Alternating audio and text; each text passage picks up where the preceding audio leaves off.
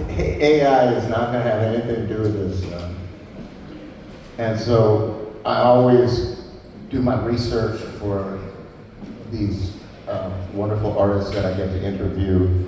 And so I always start by just Googling them, you know. And I Googled Jacob, and AI popped up. Early life and introduction to blues. He was introduced to the blues at a young age through an elderly babysitter who listened to Purvis Spann, the blues man, on WVON AM. How did AI do? So far, it's right. So far. I didn't know they knew that much. Oh, they got a whole bunch on you, man. I don't know. I'd be a little scared if I was you.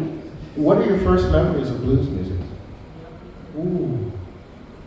Late at night, listening to Purvis Spann. My godmother played the blues. Y'all remember WBO? Y'all remember Purvis Spann, the blues man? Well, Purvis was that was a blues man, and he was an ambassador of the blues, I tell you. But I was listening to the WBON late at night. Back when I was young, I was really supposed to be sleeping. And they were, oh goodness, I would listen, I'd hear B.B. King, with the Thrillers Gone, I'd hear the Thrillers Gone playing, and then it'd be 2 o'clock in the morning, and I'd hear Bobby Blue Bland singing, I'll Take Care of You. And I don't know if any of you know that song, but that song used to kind of give me the creeps because the way it would sound, but it was a very just, dark kind of sound. I go, ooh, I gotta go back to sleep. I could see that scaring a kid. Yeah. So it was, listening, and then other memories, I would say, and as a child, really, I started staying up with my godmother to listen to the blues, and we would cut the rug. I'd listen, if you all know Coco Taylor. Anybody know about Coco? Yeah. They used to play Jump for Joy by Coco Taylor. One of my earliest memories is getting in the middle of the living room with my godmother. Me and her, we would cut the rug. Y'all don't know about the Uncle Willie and all that. That's some old school dances. But was your godmother the elderly babysitter? Yes. So AI did get something wrong. Well, yes and no, because she started out as my babysitter. Okay. And then, things happen for a reason. This is something that you should know. I had a babysitter when I was young, and the babysitter told my mom, I was like only a few months old. I don't know how, I wasn't that old, and she told my mom, I can't keep him anymore because he wakes up all the other babies when they're sleeping because he keeps singing, la la la la, he keeps singing all the time. So then she had to find a new babysitter who happened to end up becoming, that was the babysitter from 9 months old, and as far as I'm concerned, until she passed last year for 30-something years, okay? But that was my godmother. But so things happen for a reason. Yeah, sorry for your loss, man. She was 93. Oh, beautiful. She had a long run, and she done good. Yeah. I hope so. I try to make her proud. All right. So as you matured, how did your understanding of the blues change? And what does it mean to you now at this point in your life? Ooh, well, as I got older, I didn't know what the blues was when I was younger. And I never forget when I was in school in the 3rd grade, the teacher told us, she said, we're going to take y'all to the House of Blues and learn about the blues. And she started playing Johnny Taylor, Last $2. I don't know why she was playing that for these 3rd graders, but she played it. And I jumped up and I go, oh, I know that song. I said, oh my God, I said, my babysitter plays that song. And then she played B.B. King, and she kept playing, I'm like, I know this. So then I was able to associate a name for what I was listening to. Now, fast forward all them years from when I was a child to now, I really understand. I like to say, if you don't understand the blues, just keep on living, because everybody gets the blues. Albert King said it, even a baby child gets the blues. When they get hungry and they need that milk, that bottle of milk, they start crying. That's the blues right there. As I got older, I realized, how much the blues, it wasn't just about hardships, and that's not what the music was all about. It was about meeting you where you were at, and then helping uplift you. And that's how how I see the blues now is it's not just a sound, it's a culture. Right. It is a culture. It's not more than just the music and the way it's got to sound just like this. No, it's more than that. It's something that you got to feel in here. Like a lot of music, the blues comes from down here. Mm-hmm. Right. And it's kind of a chronicle of your culture, right? This is music that came from your people, so there's a whole aspect of it that has to do with the history. That's right. Right. Because it came from Mississippi, it came from down the south, out of slavery, out of the field hollows, out of all of that. People don't realize, blues came out of that. And even when you think about that blues and gospel connection, people don't realize that a lot of those field hollows were secular first. But that came out of that pain, and then we did that great migration and came up to Chicago because we wanted some hope, and we were looking for prosperity. And in my case, even though your blues comes out of that pain and that hardship, it reminds you of where you were, but it's not where you're going. There's still more left to go, and so the blues can kind of paint the picture of where you were and where you've come from, and that's how it means to me too. Yeah. Willie Dixon said, "The facts of life." That's right. Yeah.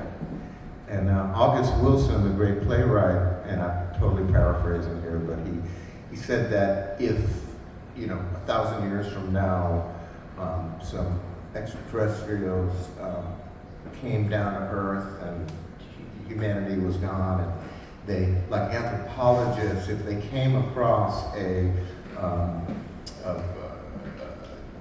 the blues and all the great recordings, that they could piece together everything about African American culture through the blues. Absolutely. And so it's so much more than just the genre of music, although it is that too, and it's an art form. And who are your first inspirations? You talk about Bobby Blue Bland. You talk about I talk about Coco Taylor. Coco Taylor, right? And I have to say with Coco, the reason why she was such a big inspiration, I like to define her blues as sanctified blues. Because Coco was always about, I want to uplift you, and she'd always talk about that. And I always said, I want to do something like that in my music. I would like to uplift people, and if you came here, however you felt when you came in the door, we want you to feel better when you go out, okay? And that's, what that means. Now, another person that inspired me, I really was too young to be listening, but didn't anybody remember cassette tapes? I know it's not that long ago, but I used to record some of those Purpose Band shows, and believe me, I had Bobby Rush and Sue on one of them cassette tapes. I was playing over and over again. But Bobby Rush is a big influence, and Bobby Rush, Bobby Bland, and Muddy Waters too. Okay, so the whole spectrum. Oh yes. Oh Yeah. yes. So have you been able to hang with Bobby Rush at all? A long time ago I did, and I had him on my radio show too. Oh yeah. Oh, Bobby's a character. Oh, I love Bobby. I do too. He is just an amazing person, and so generous and giving, and he's really supportive of young players, and his. Have you read his? I have to. I need to take some time to go through it all, but I do have a copy. His last book. He had it's an amazing book. And here's a guy who didn't drink or smoke his whole life, so the man has a serious memory. There's no lack of brain cells there, and he, the minutia that he remembers and the amazing details. It's great. It's a great read. I would check out his autobiography or his memoir. What's it called again? I Ain't Studying You. I Ain't Studying. I ain't studying. Yeah, how could I forget that? Because I'm getting old. And so, a lot of people call what he does Southern soul or soul blues, and you seem to have a natural predilection for this? Did a specific circumstance trigger that? Is that for the Spanish show, or what was? Yeah, I mean, everything I listen to, because I mean, I'm young, I'm old enough to have been listening to music before all the streaming platforms and all of that. So all I had was a radio, and I was listening to the blues and then recording on a tape and then send it over to one of my grandmothers in Ohio. I was spreading the blues even back then. I can just hear them right now. He's got an old soul. Oh, yeah. And so everything I listened to, I mean, as I look back, he played everybody that inspired. All right. Well, that's how powerful DJs can be, and you should know, because you are one, and an excellent one at that. You were deep into music at a very young age, and you wanted to obviously pursue this career in performance, but you never ignored all your other gifts. I've known you for a very long time, and since I can't remember when we met, but you were in your teens, maybe 15 or 16. Yes. It's been a long time. It's been a long time, and of course, Dietrich Farr introduced us. Oh yes. And but you never ignored the other gifts that you have as an intellectual, as a student. And you went to University of Illinois, Chicago. That's right. I'm a double alum from UIC right down the street. I have a bachelor's in urban planning and public affairs, and I have a master's in public administration too. I'm a blues man that went to college. Mark, you've got credentials. I got a couple of them. Well, you're very accomplished, and so you did your undergrad at U of I, and you did your graduate work there too. Yep. You did both. Okay. And so in terms of what you're doing with that, what's going on in your life now? Where has that taken you? Right now, I work in, they call it workforce development is what I do, but I work in a... workforce development? Right. Okay. And I work for a health system. You all may have heard of them they used to be called North Shore, but now they're called Endeavor Health. That's why, some of you may have seen me on a commercial. There was a commercial a while ago. So, but yes, that's where I work. And basically, what does that mean? I help the healthcare system figure out how do we make job opportunities for those that want to get into healthcare at the beginning. How do you start? So I'm able to use that in my degrees to put them to good use. That's wonderful. That's great work. And I seem to remember that you became the student body president at U. Oh, you really did your research. No, that's just from when it happened. I remember when that happened, and yes. I was like, go ahead, Jacob. Yes. So what was that experience like? Oh, see, now I wasn't prepared to talk about student government. That's a whole House of Cards TV series right there. But, anybody watch House of Cards? I don't know, but I told you I was going to get you back. I see. It was good. I've always been someone who wanted to, if I saw something I didn't like, and I didn't like to, my godmother was the same way. She didn't want to wait on anybody to do something. She said, if you got to do something, go do it yourself. And I'm always big on advocacy, and when I see something wrong, I'm the first one to step up and, okay, we got to do something to fix it. And so I decided to run, and I ran for president and won it, and we did some great work. And gosh, I worked with all these administrators. I was leading these student meetings, but then also having lunch with Bill Daley and Carol Mosley Braun and, the president of the university. So I had a lot of opportunities, and I'm grateful for. Fascinating. And then we did some great work really trying to help enhance the student experience on the campus, we started a pop-up food pantry when I was at UIC. It's still going on today because college students are dealing with food insecurity. Right. We don't talk about that enough. And and so me and my vice president, we created a food pantry. It still goes on today. And people are still getting fed through that pantry through a partnership with the Greater Chicago Food Depository. Congratulations. Thank you. Yeah, I mean, alumni are facing food insecurity too with all those student loans that they won't forgive. So, I got the student loan blues, y'all. So in 2016, I believe you started your own radio show at Yeah, at UIC. Yeah, UIC, because I was one of your victims. That's right. Yeah. Well, they had, it was so nice. They had the opportunity they said anyone could join the radio station. I said, well, hell, we need some more blues. So I don't know what I was doing there, but I decided let's try something else. And so I said, let me sign up. And so they let me sign up. And then, sure enough, I mean, it went from signing up to do a radio show. I was on UIC for probably about 5 years or so. And then got invited and went over to Buddy Guy Radio. Y'all heard Buddy Guy has a radio station.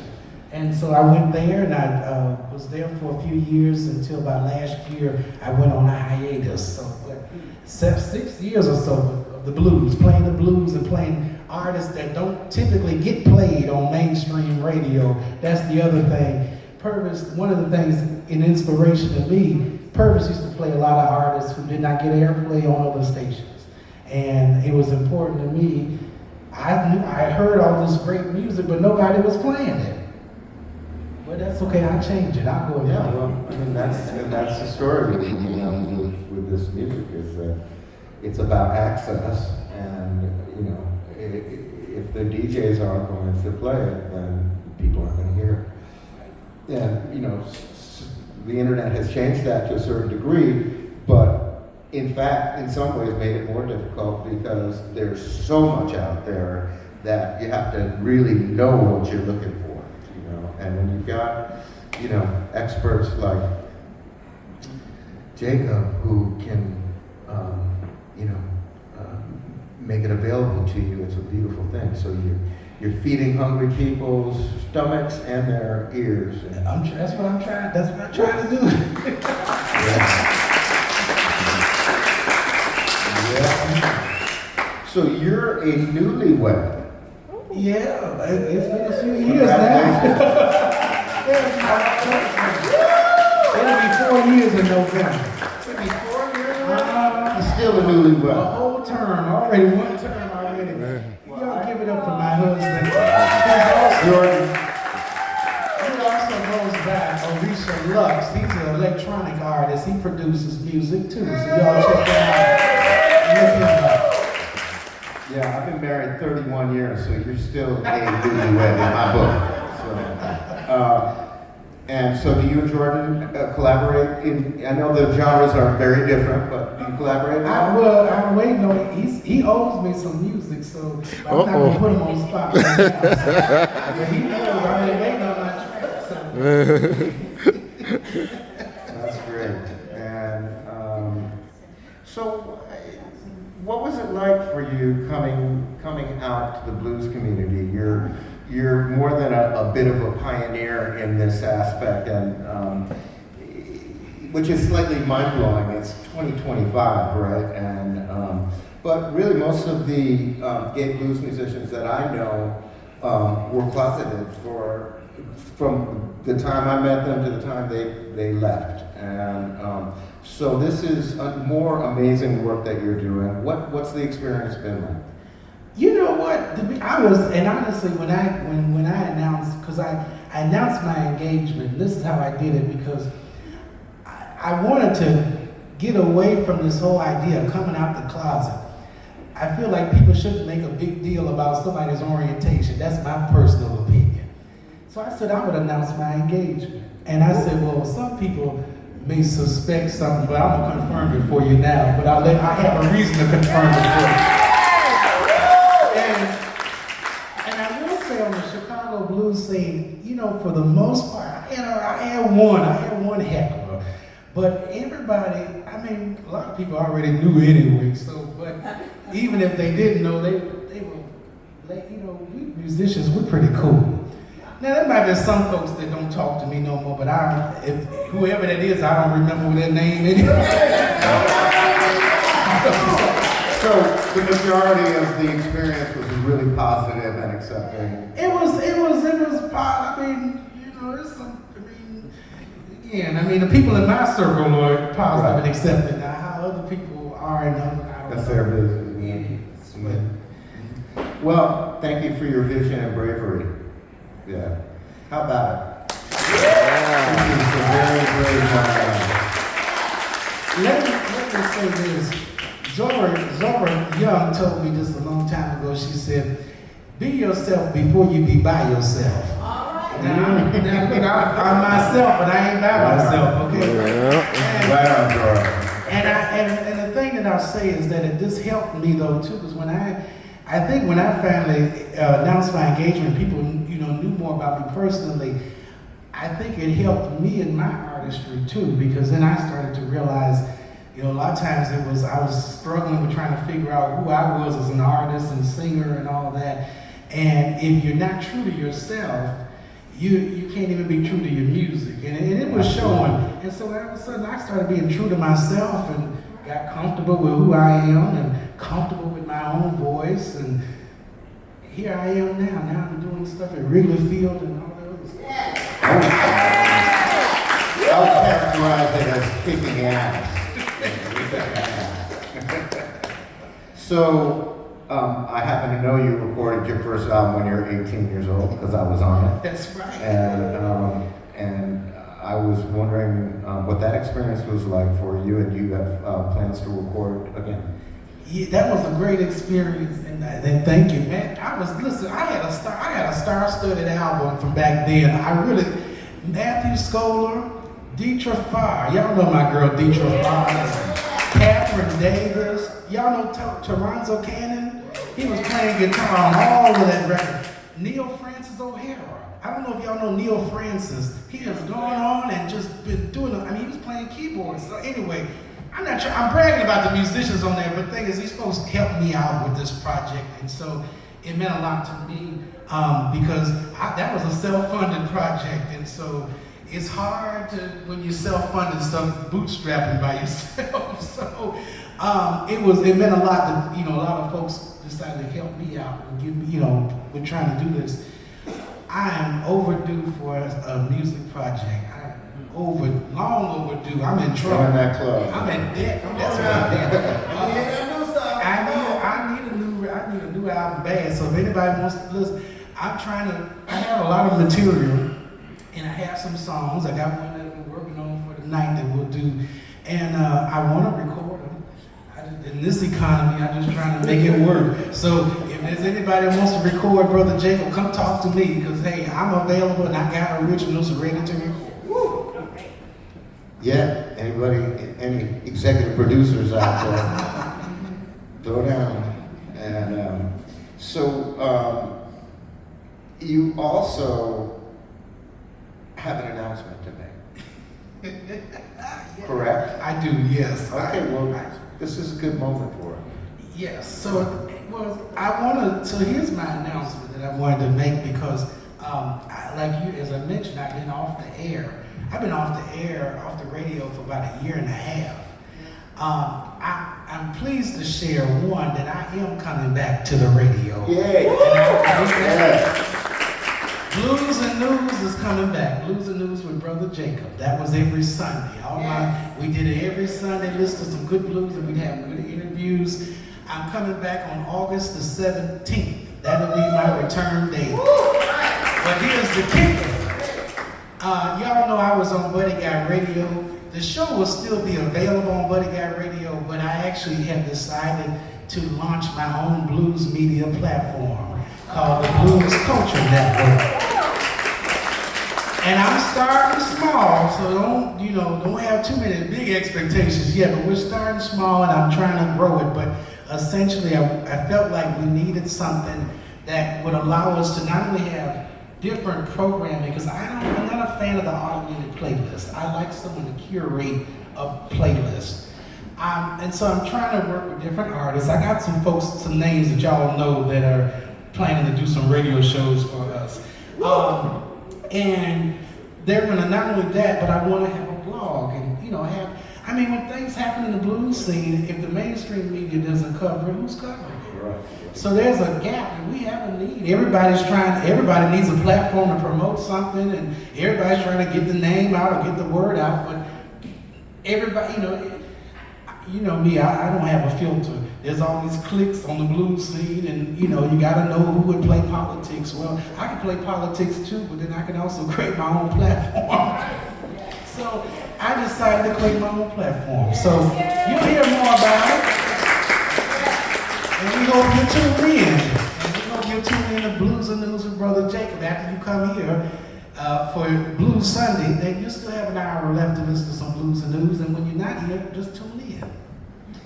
Yeah, during COVID, I started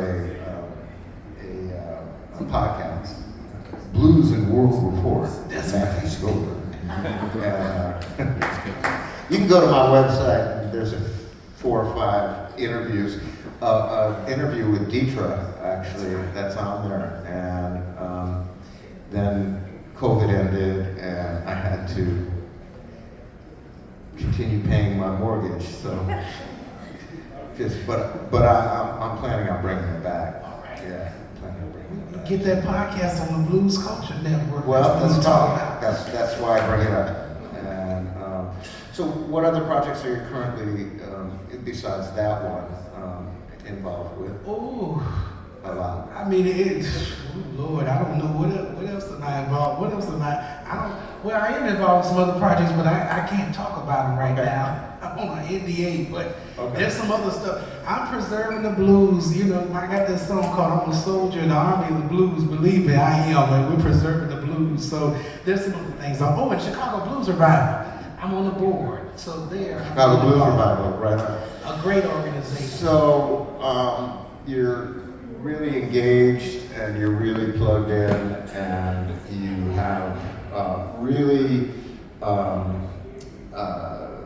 accomplished tools to use to do all of these great things. So my takeaway from all of this is that the blues is in really good hands right now. I sure hope so. Yeah. And we're seeing a lot of younger African American artists emerging from all over the country. And Young Rel, who kicked the series off, is one of the cream of the crop and doing well. And you're like an elder to most of these guys at this point, which makes me feel ancient. And, but at you're 30 now, 31? I'll be 30 next month. I'll be 33 next month. 33? Okay. Time flies, man. So at this point, I'd like to open things up for Q&A. If anybody has any questions for Jacob, speak now or forever hold your peace. Where do we get to see you mostly? Where do you perform at? What's that? That's a good question. He said, where do I perform at? Where do I see mostly? And let me acknowledge him. This is one of the artists I've been working with, Dion Anthony Rubin, a great young artist on the south side of Chicago. I've been doing some work at Lee's Unleaded. Warren Berger's sitting over there. I've been doing some gigs over there and this past year, and then because I did my comeback. I was on a 5-year hiatus, and then I came back. I reached out to Lee's Unleaded, and they gave me a gig last December, and all of a sudden it took off. Now next month I'm going to be at the Epiphany Center for the Arts, a small intimate set. I'm doing a birthday party there, my birthday, on August the 28th, so you can come check me out there. And go on my website, we can give you information. And then other than that, right now, I'm like the rest of us, I'm trying to get into some of these clubs. My goal is to get into at least one of the North Side clubs to have a regular residency. And if I can get that going, that would be out of sight. Yeah, well, I think the sky's the limit for you, Jacob. Any other questions?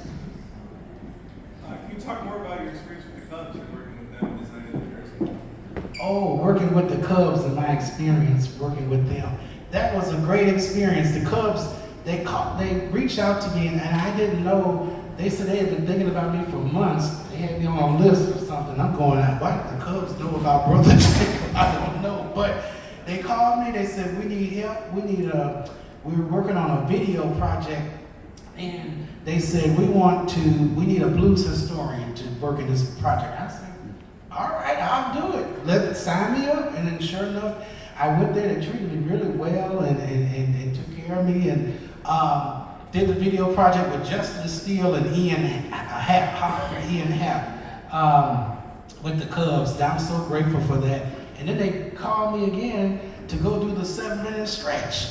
That was in May. I went back there. I go, all these people that did the 7-minute stretch, I mean, you talking about from Barack Obama and Ozzy Osbourne, read the RIP, and everybody, well, can you do the 7-minute stretch? Okay, I'll do it, sure. I hope you don't look into my past about who I was rooting for back in the day, but I'm a Cubs fan now, let me tell you. I say that, I better be quiet on the South Side. Yeah, that's just a thing going on just down the block. Any other questions? Yes, sir. I was blessed to, see some of the greats in Chicago. And I just wanted to say it's wonderful to see a young man carrying this tradition on. Thank you.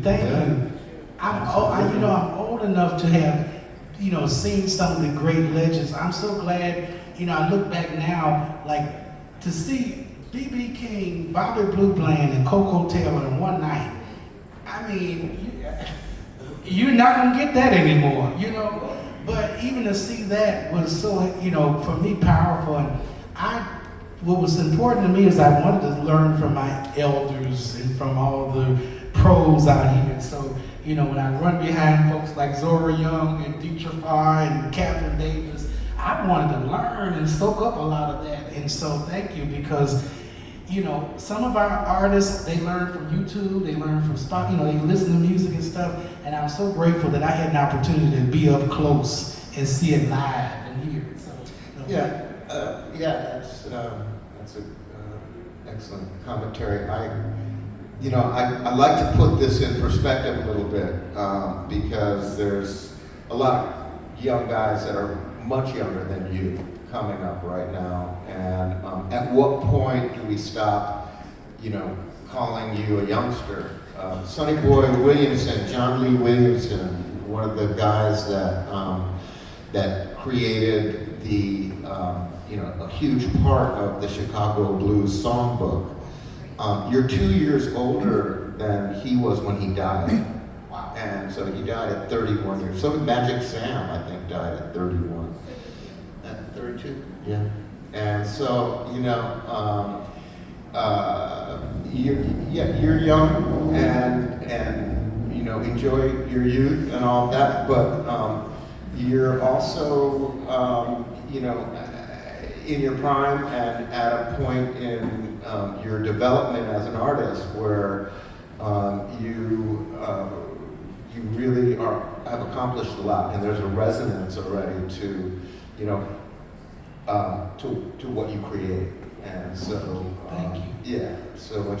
Yeah, go ahead. I do have a question, Jacob. You talked about discovering the music through Purvis Span and the radio. Were there any early live shows that you saw that knocked your socks off? Ooh, well, the first blues show I went to, it probably was, I want to say it might have been Billy Branch at Rosa's. My mother is here. She just walked in the door. She had to take me out there because I was too young to be in the clubs. So we went to Rosa's. So I think that, knocked the socks. But then I always talk about the time that when I first sang on stage, it was at the House of Blues when I was 9. And Rosa Harris was there. I don't know if y'all know Rosa Harris, but she had a Blues and Schools thing going on. And I always talk about how the band, when I saw the band, this was a part of that field trip that I did, I was just so amazed and I was blown away. I'm like, wow, this band is smoking. And when I got on stage and they had the kids singing the song and they had us doing the solos and whatnot, these kids were trying to rap this song. They were doing all this stuff. I said, y'all don't know what you're doing. They don't know how to sing the blues. I said, let me show them how to sing the blues. So when I got on stage and I started singing, it was like this bolt of lightning that just shot right through me. And it was the energy from the band. And it was at that moment where I went, oh my God, this is what I need to do. And I never looked back. Here I am. And which stage was that? The big one. The big upstairs. Yeah, because they took us on a tour of the House of Blues and Right. everything, and then we were on that big stage. That was I haven't been there since, and to that stage, and but that was just such an electrifying feeling. That's a big moment. Yeah. Oh yes. All right. Yes, sir.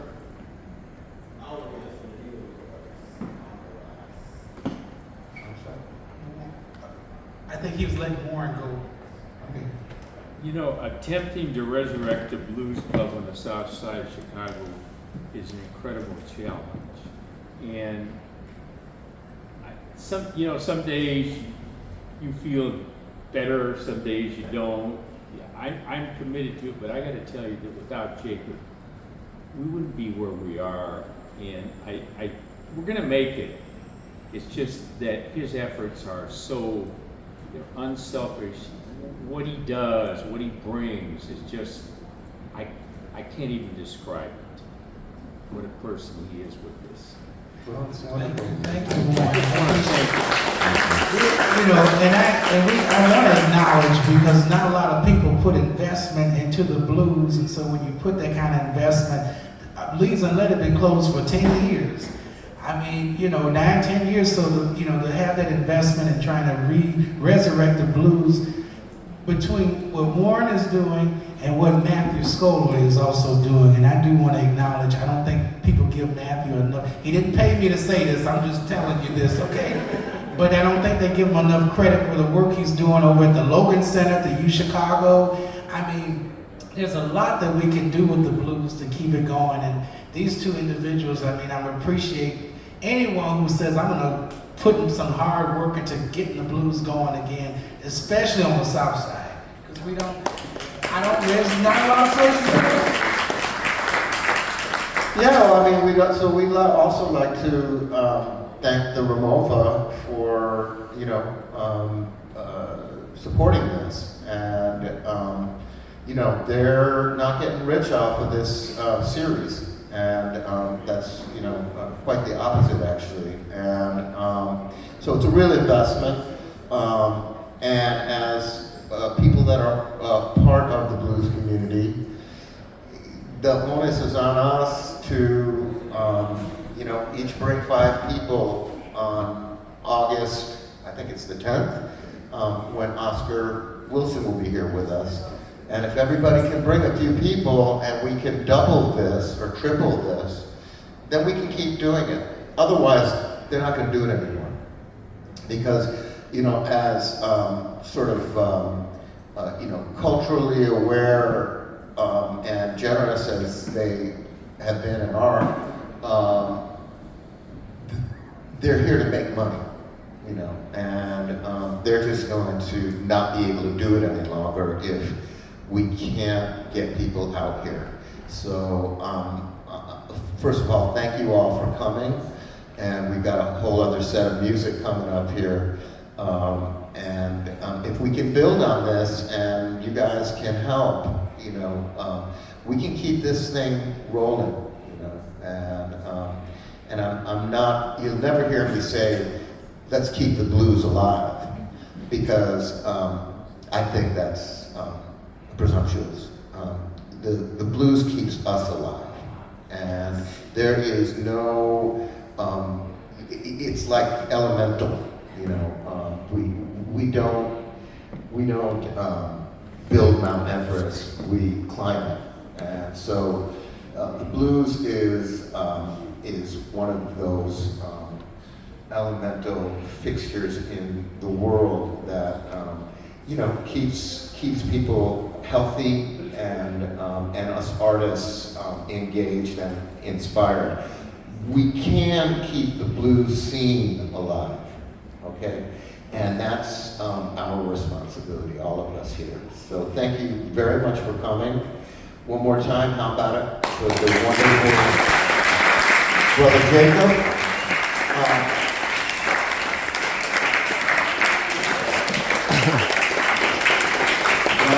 So we're going to take about 5 or 10 minutes, and we're going to come back and we're going to make some comments.